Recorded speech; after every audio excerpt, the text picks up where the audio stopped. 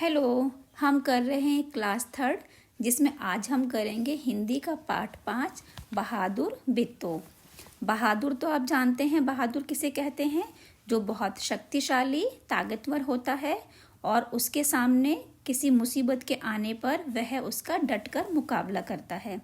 और जो डर कर भाग जाते हैं उन्हें हम कमज़ोर कहते हैं। तो हम सभी को कैसा होना चाहिए? हम सभी को बहादुर होना चाहिए। देखो बच्चों, कुछ मुसीबतों को हम शक्ति से भगा सकते हैं और कुछ को बुद्धि से, क्योंकि शक्ति से हम केवल उन्हीं मुसीबतों को भगा सकते हैं जो हमसे ज़्यादा शक्तिशाली नहीं होती हैं।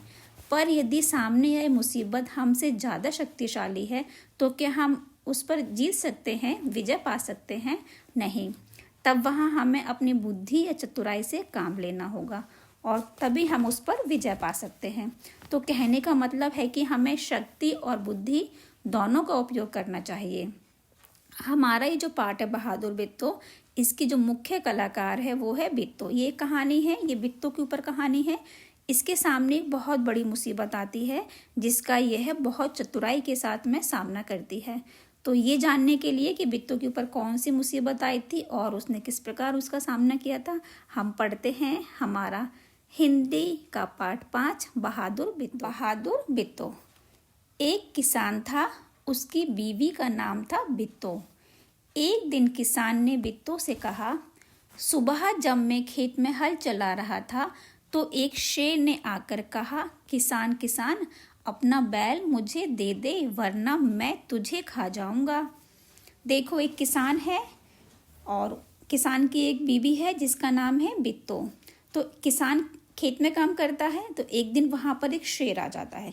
तो शेर बोलता है कि किसान, मुझे अपना बैल दे दे वरना मैं तुझे खा जाऊंगा। तो बैल जिससे वह अपना खेत जोत रहा होता है ताकि उसमें बीज बोएगा और फसल उगाएगा। तब शेर ने उसको बोला कि मैं तुझे खा जाऊंगा, मुझे अपना बैल दे दे। तब देखो, बित्तो ने उससे पूछा, तूने क्या जवाब दिया? देखो, ये है बित्तो, ये है इस किसान। किसान ने कहा, मैंने कहा तू यहीं रुक, मैं घर जाकर अपनी गाय ले आता हूँ। अगर तू बैल खा लेगा तो हम लोग भूखों मर जाएंगे। यह सुनकर बित्तो को बहुत गुस्सा आया। उसने किसान को फटकारा, घर की गाय शेर को खिलाते तुझे शर्म नहीं आती? अगर गाय चली गई तो घर में ना दूध ना लस्सी, बच्चे रोटी किस चीज़ के साथ खाएंगे? बित्तो को एक तरकीब सूझी। उसने कहा, तुम फौरन खेत में जाकर शेर से कहो कि मेरी बित्तो तुम्हारे खाने के लिए एक घोड़ा लेकर आ रही है। देखो, किसान ने तो बोल दिया कि मैं घर जाकर आता हूँ, मैं गाय ले आऊँगा, तुम बैल को मत खा। उसने सोचा कि बैल से मैं खेत जोतता हूँ, यदि बैल को खाएगा तो मैं अपने खेती कैसे करूँगा? तब बताता है अपनी बित्तो को ये। तो बित्तो बहुत गुस्सा होती है। वो बोलती है, यदि हमारी गाय चली गई तो फिर हम कैसे घी दूध खाएंगे, बच्चे खाना कैसे खाएंगे? तब बित्तो एक तरकीब लगाती है। तो बित्तो ने बोल दिया उसको कि तुम शेर के पास जाओ और बोलना कि बित्तो एक घोड़ा लेकर आ रही है तुम्हारे लिए। किसान डरता डरता शेर के पास गया। उसने कहा, शेर राजा, हमारी गाय तो बड़ी मरियल है, उससे तुम्हारा क्या बनेगा? मेरी बीवी अभी तुम्हारे लिए एक मोटा ताजा घोड़ा लेकर आ रही है। अब उसने बोल दिया कि मेरी गाय कमजोर है तो घोड़ा लेकर आ रही है मेरी बीवी। देखो, ये बित्तो आ गई, ये घोड़ा है, ये किसान है और ये वो शेर है।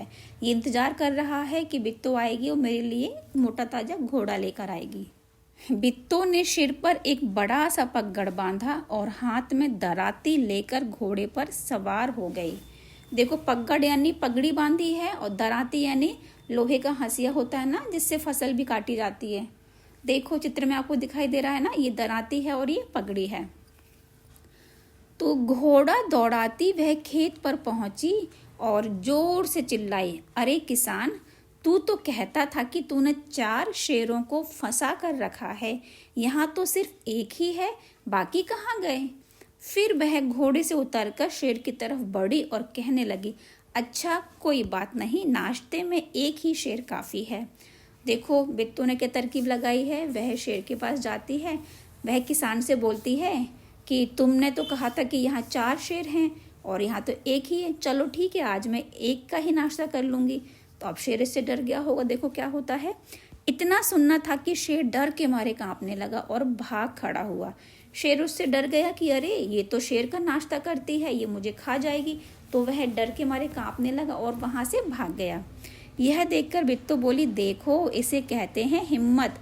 तुम तो इतने डरपोक हो कि घर की गाय शेर के हवाले कर रहे थे। अब बिट्टू बोलती किसान को, तुम तो डरपोक हो, देखो मैंने कितनी बहादुरी से काम लिया, शेर भाग गया। उधर मारे भूख के शेर की आंतें झटपटा रही थीं। एक भेड़िए ने पूछा, महाराज क्या मामला है? आप आज बहुत उदास दिखाई दे रहे हो। देखो अब शेर भूखा है, उसे कुछ भी नहीं मिला तो वह बैठा हुआ है उदास कि अब वह क्या खाएगा। तो वहाँ एक भेड़िया है, वो बोलता है शेर से, भाई शेर क्या मामला है, आज तुम उदास क्यों दिख रहे हो? तब शेर ने कहा, कुछ ना पूछो, आज मुश्किल से जान बची है। आज एक ऐसी राक्षसी से पाला पड़ गया जो रोज सुबह 4 शेरों का नाश्ता करती है। अभी भेड़िए को बता रहा है वो बात। यह सुनकर भेड़िया बहुत हंसा। वह सुबह झाड़ी में छिपकर सारा तमाशा देख रहा था। उसने कहा, भोले बादशाह, वह तो बिट्टू थी जिसे आपने राक्षसी समझ लिया। आप इस बार फिर कोशिश करके देखिए, अगर बैल आपके हाथ ना आए तो मेरा नाम भेड़िया नहीं। देखो भेड़िया ने देखा होगा सुबह कि किस प्रकार से बिट्टू घोड़े पर आई थी और क्या हुआ था शेर के साथ में। तब वह बोलती कि अरे भेड़िया जी, वो तो बिट्टू थी, आप दोबारा जाओ, आपको बैल मिल जाएगा खाने के लिए। तब बहुत कहने सुनने पर शेर किसान के खेत में जाने के लिए तैयार हो गया। लेकिन उसने भेड़िए से कहा, तुम अपनी पूंछ मेरी पूंछ से बांध लो। देखो शेर ने बोल दिया भेड़िए से कि मैं जाऊंगा लेकिन तुम मेरी पूंछ से बांध लो। उसको डर था कि यदि मैं वहां गया और भेड़िया मुझे छोड़कर भाग जाएगा तो वह मुझे राक्षसी खा जाएगी, इसीलिए उसने बोला कि तुम मेरी पूंछ से अपनी पूंछ को बांध लो। दोनों जने पूंछ बांधकर चल पड़े। उन्हें देखते ही किसान के होश हवास गुम हो गए। वह डर से थर थर कांपने लगा, लेकिन बिट्टू बिल्कुल नहीं घबराई। भेड़िया के पास जाकर उसने कहा, क्यों रे भेड़िए, तू तो अभी वादा करके गया था कि तू अपनी पूंछ से 4 शेर बांध कर लाएगा, लेकिन तू तो सिर्फ एक ही शेर लाया है, वह भी मरियल सा। भला इसे खाकर मेरी भूख मिट सकती है? खैर इस वक्त यही सही। इतना कहकर बिट्टू आगे बढ़ी। देखो अब शेर भी आ गया, भेड़िया भी आ गया। उसको देखकर किसान तो बहुत डर गए कि अरे अब ये 2-2 आ गए हैं। लेकिन बिट्टू बहुत बहादुर थी, वह नहीं घबराई। उसने एक नई युक्ति लगा ली। उसने क्या किया, वो शेर को भगा रही थी पहले ही, अब उसने भेड़िए को बोला कि भेड़िए, तुमने मुझसे कहा था कि मैं 4 शेरों को लाऊंगा, तुम केवल एक को ही लाए हो। चलो ठीक है, मैं इसी का नाश्ता कर लेती हूँ। तो अब शेर डर गया होगा। देखो शेर के होश हवास उड़ गए। उसने समझा कि भेड़िए ने उसके साथ धोखा किया है। शेर ने क्या किया, उसने भेड़िए को गलत समझ लिया। उसने समझा कि राक्षसी के कहने में आकर भेड़िया मुझे लेकर आया है बहलाकर, ताकि ये राक्षसी मुझे खा जाएगी, क्योंकि राक्षसी जो है वो 4 शेरों का नाश्ता करती है ना, इसीलिए। तो उसने सोचा कि ये मेरा नाश्ता करेगी। भेड़िए ने मुझे फंसा दिया। भेड़िया बहुत चीखा चिल्लाया, लेकिन शेर ने एक ना सुनी। भेड़िया बोल रहा हुआ कि नहीं ये ऐसा नहीं है, लेकिन शेर को उस पर विश्वास नहीं हुआ। तेजी से भागता चला गया शेर। किसान और बिट्टू आराम से रहने लगे। उन्हें मालूम था कि अब शेर उनके खेत की तरफ फिर कभी नहीं आएगा। देखो अब भेड़िया की इस तरह की बात सुन करके शेर वहां से भाग गया और अब वह इतना ज़्यादा डर गया था कि अब वह कभी नहीं आएगा लौटकर। और फिर क्या, बिट्टू किसान आराम से रहने लगे। तो देखा आपने कहानी में बिट्टू ने किस प्रकार से, कितनी बहादुरी से सामना किया मुसीबत का। ऐसे ही हम सभी को मुसीबत कितनी ही बड़ी क्यों ना हो, तरकीब लगा करके उसका सामना करना चाहिए। क्योंकि देखो बिट्टू तो मनुष्य है और मनुष्य शेर से कैसे जीतेगा, तो शेर तो उसको खा जाता है ना। वो अभी वह बैल मांग रहा था, फिर गाय खाता, फिर किसान को खाता, फिर बिट्टू को खाता, ऐसे ही वो सबको खाने लगता। तो इसीलिए बिट्टू कितनी बहादुर थी, उसने उसको हमेशा के लिए वहां से भगा दिया शेर को। तो ये हमारी कहानी हो गई, आपको अच्छी लगी होगी। अब हम इसके प्रश्न उत्तर कर लेते हैं सारे। कहानी में ढूंढो, शेर किसान से क्या लेने गया था? आपने कहानी समझ ली ना, अब बताओ क्या लेने गया था। तो हम लिख देंगे, शेर किसान से उसका बैल लेने गया था। शेर ने बिट्टू को राक्षसी क्यों समझ लिया? जब शेर ने बिट्टू को ये कहते सुना कि वह 4 शेरों का नाश्ता करती है तो उसने बिट्टू को राक्षसी समझ लिया। बैल की जान कैसे बच गई? बिट्टू की बुद्धिमानी युक्ति से मतलब तरकीब से बैल की जान बच गई। बिट्टू एक डरावना रूप धारण करके हाथ में दराती लेकर घोड़े पर सवार होकर शेर के पास पहुंची और जोर जोर से राक्षसी की तरह चिल्लाने लगी। शेर बिट्टू की डरावनी बातों से डरकर भाग गया। तुम्हारी जवानी नीचे कुछ शब्दों के नीचे रेखा खींची हुई है, उन्हें ध्यान में रखते हुए नीचे लिखे वाक्यों को अपने शब्दों में लिखो। देखो, बिट्टू घोड़े पर सवार हो गई, यहाँ है सवार हो गई। हम इसको और किस तरह से बोल सकते हैं कि हम ये जो वाक्य है ये बदल जाए पर इसका मतलब ना बदले। तो ये लिखा है बिट्टू घोड़े पर सवार हो गई, हम लिख देंगे बिट्टू घोड़े पर बैठ गई। तो सवार होना या बैठना एक ही बात हो गई, तो हमारा इसका वाक्य का मतलब नहीं बदला। तुम घर की गाय को शेर के हवाले कर रहे थे, तो हवाले कर रहे थे को हम कैसे बदल सकते हैं? हम लिख देंगे तुम घर की गाय शेर को दे रहे थे। आज एक राक्षसी से पाला पड़ गया, तो आज एक राक्षसी से सामना हो गया। अगर बैल आपके हाथ ना आए तो मेरा नाम भेड़िया नहीं। अगर बैल आपको नहीं मिले तो मेरा नाम भेड़िया नहीं। शेर को देखते ही किसान के होश हवास गुम हो गए। शेर को देखते ही किसान घबरा गया। बेचारा भेड़िया, शेर तो डर कर भाग गया। सोचो तो भेड़िए का क्या हुआ होगा। अब देखो, शेर तो भाग गया था, भेड़िया का क्या हुआ होगा। ये प्रश्न क्यों किया है?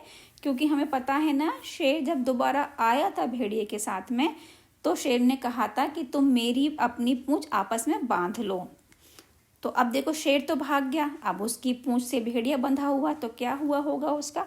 तो हम इसका आंसर लिख देंगे शेर व भेड़िया दोनों की पूंछ आपस में बंधी हुई थी, अतः शेर भागा तो भेड़िया भी उससे घिसटता हुआ चला गया होगा, जिससे कि वह बुरी तरह जख्मी हो गया होगा। शेर किसान के पास कितनी बार गया था? कहानी देखे बिना बताओ। शेर किसान के पास 2 बार गया था। खाली जगह में क्या आएगा? मेरी छत पर मोर आया, मेरी छत पर मोरनी आई। यहाँ मोर है, यहाँ मोरनी है, तो हमें क्या करना है? देखो, ये स्त्रीलिंग पुल्लिंग है, हमें इनको बदल देना है। जैसे मोर आ जाएगा पुल्लिंग में तो इसका स्त्रीलिंग कर देंगे। मोरनी यानी जैसे मेल फीमेल होता है ना, वैसे ही है। मोर मोरनी की तरह नीचे लिखे शब्दों के रूप बदलो। औरत, इसका हो जाएगा आदमी। शेर शेरनी, बच्चा बच्ची, घोड़ा घोड़ी, मछुआरा मछुआरिन, राजा रानी। मैं नहीं जाऊंगा। शेर ने बिट्टू को राक्षसी समझ लिया। वह खेत में नहीं जाना चाहता था, पर भेड़िए के समझाने पर वह राजी हो गया। सोचो, शेर और भेड़िए के बीच क्या बातचीत हुई होगी।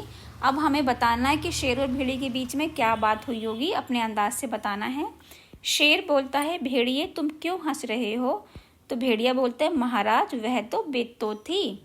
मतलब भेड़िया क्यों हंसा? क्योंकि शेर ने बिट्टू को राक्षसी समझ लिया था, इसीलिए भेड़िया बोल रहा है कि महाराज वह तो बिट्टू थी, आपने उसको गलती से राक्षसी समझ लिया। शेर, नहीं नहीं, वह सचमुच राक्षसी थी। भेड़िया, मैंने अपनी आंखों से देखा है महाराज, वह बिट्टू ही थी, पता नहीं कैसे आपने उसे राक्षसी समझ लिया। शेर बोलता है फिर, तुम सच कह रहे हो? तो भेड़िया, हाँ महाराज, मैं सच कह रहा हूँ, आप मेरे साथ चलें। शेर बोलता है, ठीक है, लेकिन तुम अपनी पूंछ मेरी पूंछ से बांध लो। बोलो, तुम क्या सोचती हो? भेड़िए ने शेर को भोले महाराज क्यों कहा? क्या शेर सचमुच भोला था? तो हम लिख देंगे भेड़िए ने शेर को भोले महाराज इसीलिए कहा क्योंकि शेर ने बिट्टू को राक्षसी समझ लिया था। शेर समझ नहीं पाया कि उसे डराने के लिए बिट्टू ने 4 शेरों का नाश्ता करने की बात कही थी। शेर भोला नहीं था, वह मूर्ख था जो बिट्टू के द्वारा मूर्ख बन गया। शेर ने भेड़िए की पूंछ के साथ अपनी पूंछ क्यों बांध ली? शेर ने भेड़िए की पूंछ के साथ अपनी पूंछ बांध ली क्योंकि शेर डरा हुआ था कि राक्षसी के सामने भेड़िया उसे छोड़कर ना भाग जाए। क्या शेर फिर कभी बिट्टू के खेत की तरफ गया होगा? हाँ तो क्यों और नहीं तो क्यों? तो हमें बताना है हाँ और ना का दोनों का क्या कारण है। तो हम लिख देंगे नहीं, शेर फिर कभी बिट्टू के खेत की तरफ नहीं गया होगा, क्योंकि वह बिट्टू की राक्षसी स्वरूप वाली बातों से बहुत ज़्यादा डर गया था। वह कभी उन बातों को भुला नहीं पाएगा। बिट्टू की हिम्मत तुम्हें कैसी लगी? अगर तुम बिट्टू की जगह होती तो शेर से कैसे निपटती? बिट्टू की हिम्मत मुझे प्रेरणादायक लगी। अगर मैं बिट्टू की जगह होती तो बिट्टू की तरह नहीं करती। मैं अपने आसपास के किसानों को इकट्ठा करती व शोर मचाते हुए खेत जाती। शोर सुनकर शेर जंगल से भाग जाता। पहचानो तो। कहानी में तुमने दराती का चित्र देखा। नीचे ऐसे ही कुछ और औजारों के चित्र दिए गए हैं, उन्हें पहचानो और बॉक्स में से शब्दों में से सही शब्द ढूंढकर लिखो। देखो ये यहाँ 5 शब्द लिखे हैं। ये पेचकस है, ये खुरपी, करनी, हथौड़ी, आरी। तो यहाँ ये चित्र देख रहे हो आप। हमें क्या करना है, इन चित्रों को देखना है और किस चित्र को क्या बोलते हैं यहाँ से उसका नाम ढूंढ करके उसके नीचे लिख देना है। ठीक है, तो देखो ये पेचकस, इसमें कहाँ है पेचकस? ये रहा पेचकस। ये खुरपी, इसमें कहाँ है खुरपी? ये रही खुरपी। ये करनी, ये रही करनी। ये हथौड़ी, ये है हथौड़ी। ये आरी, ये है आरी। तो आपने देखा इन औजारों को किसको क्या बोलते हैं? वरना शेर ने किसान से कहा, अपना बैल मुझे दे दो वरना मैं तुझे खा जाऊंगा। वरना शब्द का इस्तेमाल करते हुए तुम 3 वाक्य बनाओ। हमें ऐसे वाक्य बनाना है जिसमें बीच में वरना आए, मतलब ये काम हो जाएगा वरना ऐसा होगा। तो ये हम बना देंगे 3 शब्द। कौन कौन से? 3 वाक्य बनाना है तो हम लिख देंगे जल्दी करो वरना बस छूट जाएगी। और हम दूसरा लिख देंगे मेरी गेंद दे दो वरना मैं फिर तुम्हारे साथ नहीं खेलूँगा। पेट भर कर खाना खा लो वरना जल्दी भूख लग जाएगी। ये 3 वाक्य बन गए। ऐसे ही आप भी और भी बना सकते हो बहुत सारे वाक्य, जैसे कि जल्दी गैस बंद कर दो वरना दूध फैल जाएगा, या बहुत बोलते हैं ऐसे बात मानो वरना थप्पड़ लगा दूंगी। इस तरह के बहुत सारे शब्द जिसमें वरना आ जाएगा। हम किसी से कम नहीं। कई जगहों पर गांव में औरतें खेतों में भी काम करती हैं। तुम्हारे आसपास की औरतें और लड़कियां क्या क्या काम करती हैं? हमारे घर के आसपास की औरतें घर की साफ़ सफाई, खाना बनाना, कपड़े धोना, बच्चों को पढ़ाना, बाज़ार से सब्ज़ी व राशन लाना आदि काम करती हैं। और लड़कियां स्कूल जाती हैं, वे पढ़ाई करती हैं। शेर और घोड़ा। शेर और घोड़े में कई अंतर होते हैं, ध्यान से सोचकर लिखो। हमें शेर और घोड़े में अंतर लिख देना है। आपने शेर भी देखा होगा, घोड़ा भी देखा होगा। तो हम लिख देते हैं पहले शेर क्या खाना खाएगा? घर मतलब कहाँ रहता है? रंग, उसका रंग कैसा होता है देखने में, और उसकी आदतें कैसी होती हैं। तो हम लिख देते हैं शेर जानवरों का मांस खाता है। शेर जंगल में गुफा के अंदर रहता है। शेर का रंग पीला भूरा होता है। शेर शिकार करने से पहले घात लगाता है। अब हम घोड़ा के बारे में लिख देंगे। घोड़ा चना और घास खाता है। घोड़ा अस्तबल में रहता है। घोड़ा सफ़ेद, भूरा और काले रंग का होता है। घोड़ा बहुत तेज़ दौड़ता है। कौन क्या है? नीचे दिए गए शब्दों को सही तालिका में लिखो। यहाँ कुछ शब्द हैं और ये तालिका है, देखो इसमें जानवर, चीज़ें और नाम। तो ये देखो तालिका में क्या क्या लिखा है?